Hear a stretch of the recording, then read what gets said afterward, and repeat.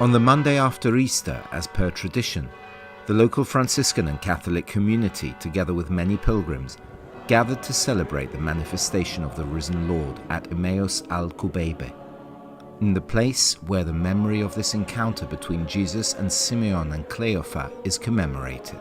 With this celebration, said the custodians of the Holy Land, not only does Jesus remind us that he walks with us even when we do not realize it, but that there are many messages that this holy place leaves to those who visit it.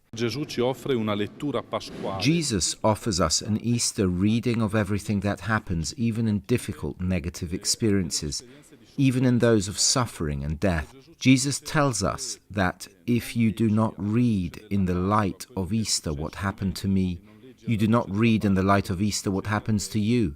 You will remain a prisoner in a pain which defeats you, and in a death from which you cannot rise again.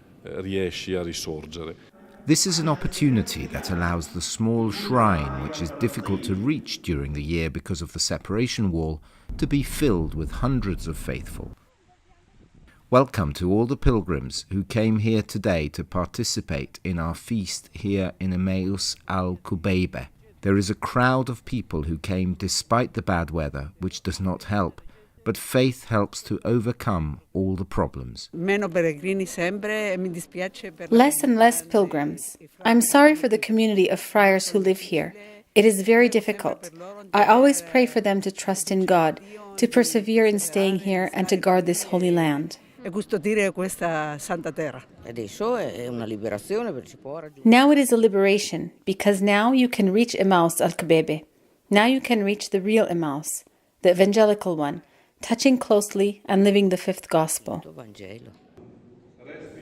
After sitting at the table with them, he took the bread, pronounced the blessing, broke it, and gave it to them. At that moment, their eyes opened, and they recognized him. The same gesture was repeated at the end of the celebration when the custodians of the Holy Land distributed the bread as a memory of the moment in which the two disciples recognized the risen one.